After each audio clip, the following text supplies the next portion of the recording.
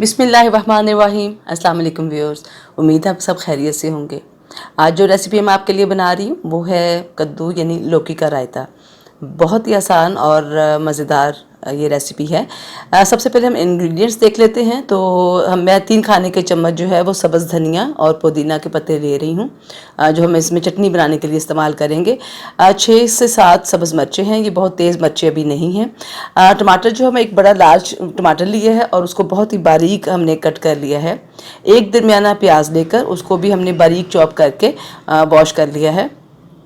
उसके बाद जो है एक चाय का चम्मच नमक, काली मिर्च, क्यूमन सीड यानी कि सफ़ेद ज़ीरा और गरम मसाले का सबका एक एक चाय का चम्मच हम इस्तेमाल करेंगे। 500 ग्राम यानी आधा किलो जो है वो दही इस्तेमाल होगा और ये तकरीबन 200 ग्राम के करीब ये कद्दू है। एक ही ये पीस है और 200 ग्राम के करीब इसका था। इसको मैंने छील लिया है, ऊपर से इसकी स्किन रिमूव कर दी है, हमने इसको वॉश कर लिया है। तो सबसे पहला जो प्रोसेस है जनाब वो कद्दू जो है उसको हमने मैश करना है और उसके बाद हम जो है उसको करने के बाद हम उसको कद्दूकश कर लेंगे और उसके बाद उसको बॉईल करेंगे थोड़े से नमक के साथ। तो कद्दू तैयार करने के लिए हमने पहले कद्दू को कद्दूकश कर लिया यानी श्रेड कर लिया। उसके बाद अब हम उसको एक पॉट में ऐड करेंगे और उसके साथ मैं 1 चाय का चम्मच जो है वो नमक ऐड कर रही हूँ यहाँ पर भी। और तकरीबन ये कोई 3 से 4 कप के करीब पानी है जो हम इसमें ऐड करेंगे, जिसमें ये डूब जाएँ, क्योंकि हमने इसको तकरीबन 2 से 3 बॉयल देना है। 5 से 7 मिनट तक हम इसको बॉयल करेंगे इस पानी में। जब वो बॉयल आना लग जाएगा, पानी ऐड किया, एक दफ़ा हम इसको मिक्स कर देंगे और उसके बाद जो है हम इस कद्दू को चूल्हे पर रख देते हैं। पहले ये बॉईल जब आने लग जाएगा तो फिर उसके बाद हम इसको 5 से 7 मिनट तक कुक करेंगे। बहुत ओवर कुक नहीं करना कि बिल्कुल मलीदा सा हो जाए, लेकिन कच्चा भी ना रहे। उसके बाद जब हम उतनी देर में चटनी तैयार कर लेते हैं। 6-7 हमने ग्रीन चिली ले ली और पुदीना और सब्ज़ धनिया भी इस्तेमाल कर रहे हैं।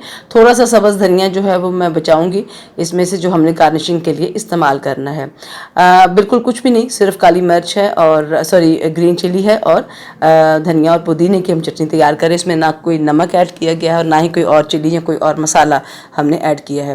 ये देखिए इसको बॉईल आ रहा है, अभी उबलना शुरू नहीं हुआ। तो इस पॉइंट के बाद हम इससे तकरीबन 5 मिनट तक कुक करेंगे। अभी चूँकि ये बॉईल नहीं होना शुरू हुआ था तो 7 मिनट हो जाएंगे और अगर ये पकने लग जाता तो 5 मिनट तक हम इसको कुक करेंगे।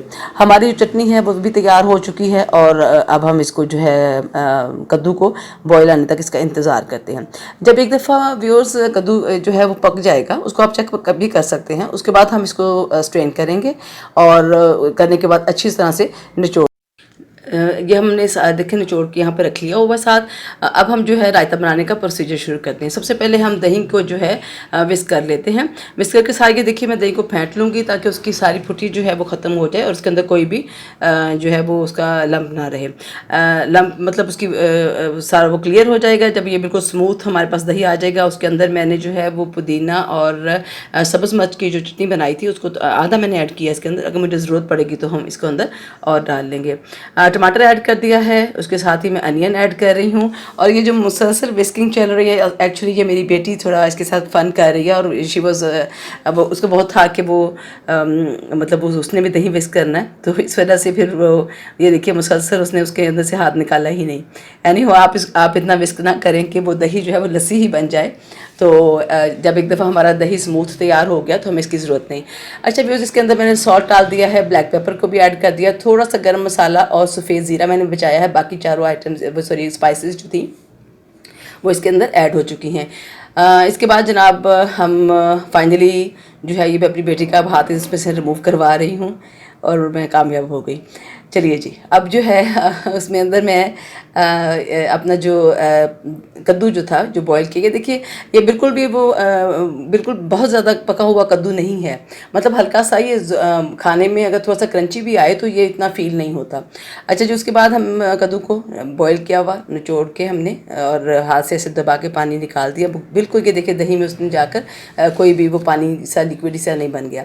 तो इन सब चीज़ों को मिक्स कर रहे हैं, ये देखें अच्छी तरह मिक्स कर लिया और आखिर में हम जो है इसके ऊपर जो हमने गरम मसाला और अपना सफ़ेद ज़ीरा को बचाया था हम वो उसके ऊपर स्प्रिंकल कर देंगे, और जो धनिया हमने थोड़ा सा बढ़ाया था उसको ऐड कर देंगे। अच्छा व्यूअर्स, थोड़ी सी बात हम रायते के बारे में भी कर लेते हैं, चूँकि गर्मियों का मौसम है और इस मौसम के अंदर बहुत एक तो हल्का खाना फिर सब्ज़ियाँ खाना, ये दोनों ही हेल्थ के लिए बहुत अच्छे होते हैं। तो सब्ज़ियों के लिए ज़ाहिर बात है हमें बहुत सारी वैरायटी भी चाहिए होती है।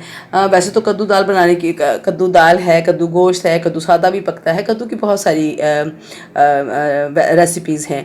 लेकिन दही के साथ इसका जो ये कम्बिनेशन है बहुत ही हल्का फुल्का सा है। हार्डली ये जो है इसका जो सारा अमल होता है वो तकरीबन 10 से 15 या 20 मिनट में हम रायते को तैयार कर लेते हैं, अगर कद्दू और दही हमारे पास मौजूद हो। एनी हो जी, रेसिपी को ज़रूर ट्राई कीजिएगा। हमारा रायता तैयार है, ये उसकी फ़ाइनल लुक है। खाइएगा, बनाइएगा और अपने कमेंट से आगाह कीजिएगा। अपना बहुत सारा ख्याल रखिएगा। अल्लाह हाफिज़।